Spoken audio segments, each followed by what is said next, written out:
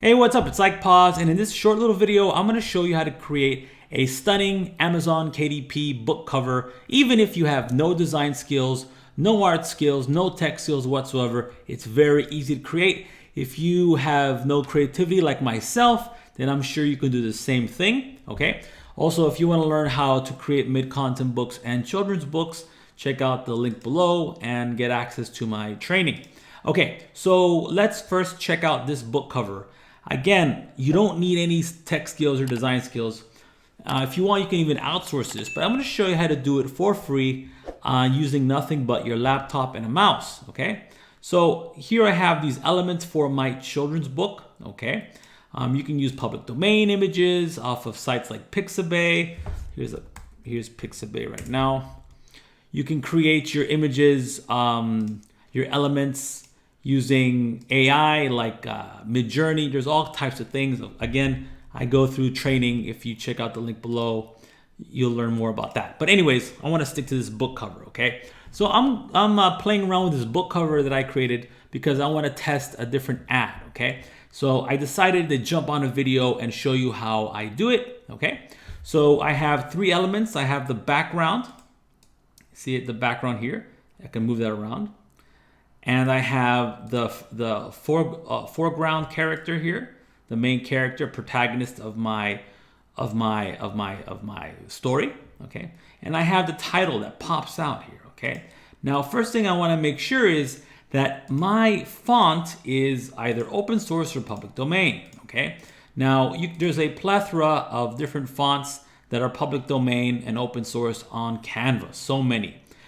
If you are a paid pro user of Canva, you can actually add your own fonts. Or you can use more Google fonts. Now, if you don't know anything about Google fonts, they're all open source and free to use, even commercially. And let's say, for example, I want to search for a particular font. Let me search for one that I like a lot, Bangers. This is a very good font. Actually, I'm using it right now. This right here says Pink Frog. That's Bangers, okay? And that's not found on Canva, even though it's public domain open source. You have to download it, okay? Very simple, for free. Just click download family here. Click download family. And you're gonna find it on your computer.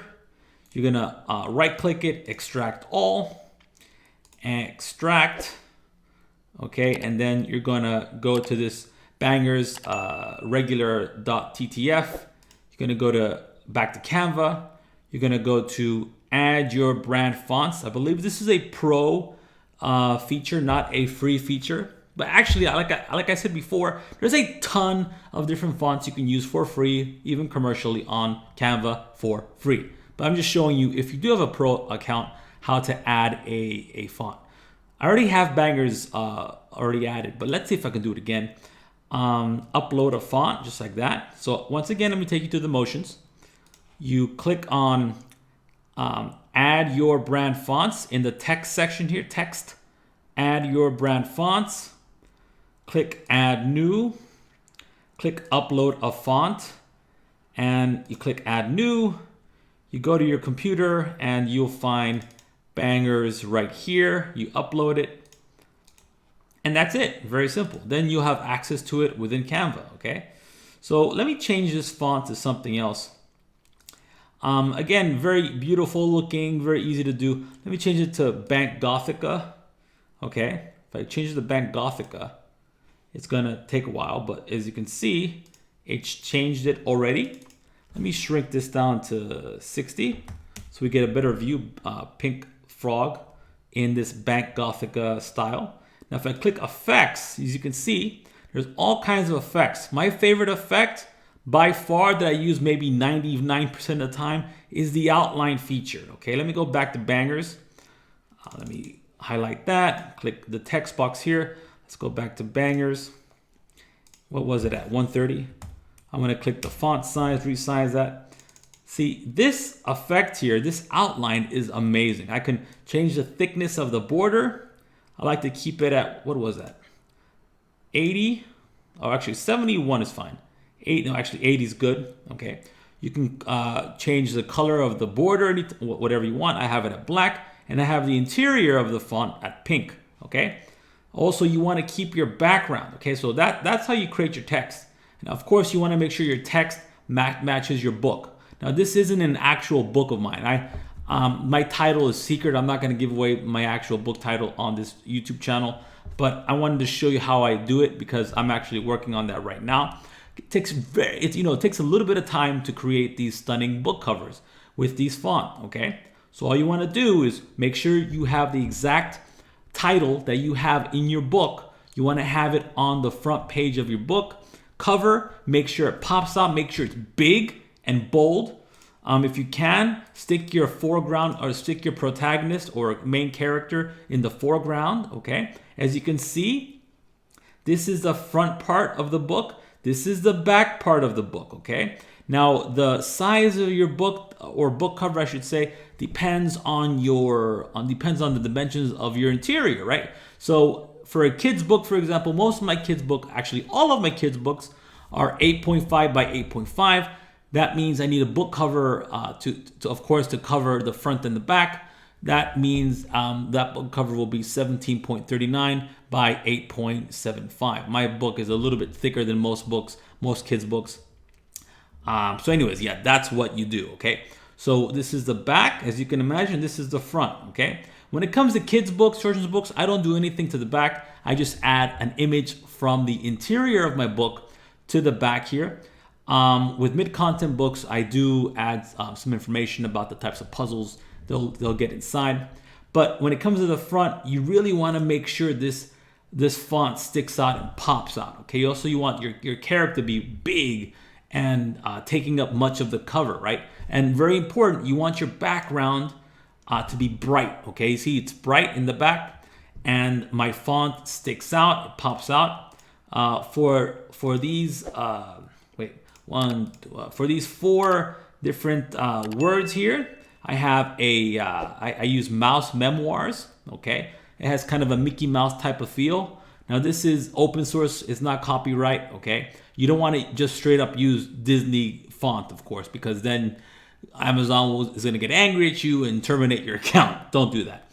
Okay, this Mouse Memoirs is somewhat inspired by Disney type of font. Okay, and this Pink Frog is Bangers, the font that I showed you just a little bit ago. This is nice and bold, so I'll never have more than 2 different fonts per title. Okay, you might just stick to one font, that's perfectly fine, or you might want to add another font. Okay, so that's a total of 2. Okay, and again, this is everything drag and drop. I'm just moving this around, right? I can change this to anything. Instead of Luna, I can say Tom and the magical flying carpet. Okay, you got that. You can do anything you want.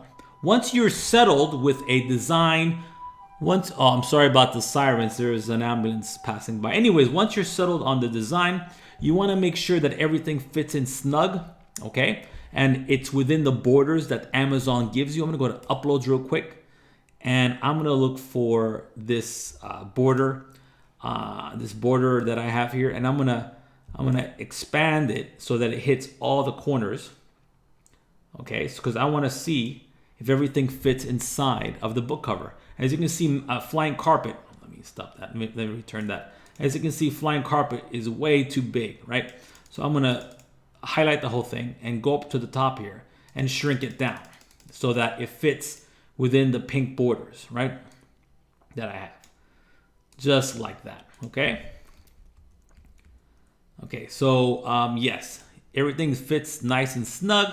I got my foreground character. Let me get rid of that border now. Now that I know everything is nice and snug, I got my foreground character right here. I got my background nice and bright, and I got my title big and bold. Okay, and again, the title must be the exact title you use for your Amazon KDP listing. Very important. Once you're done doing that, you're gonna click share. Excuse me.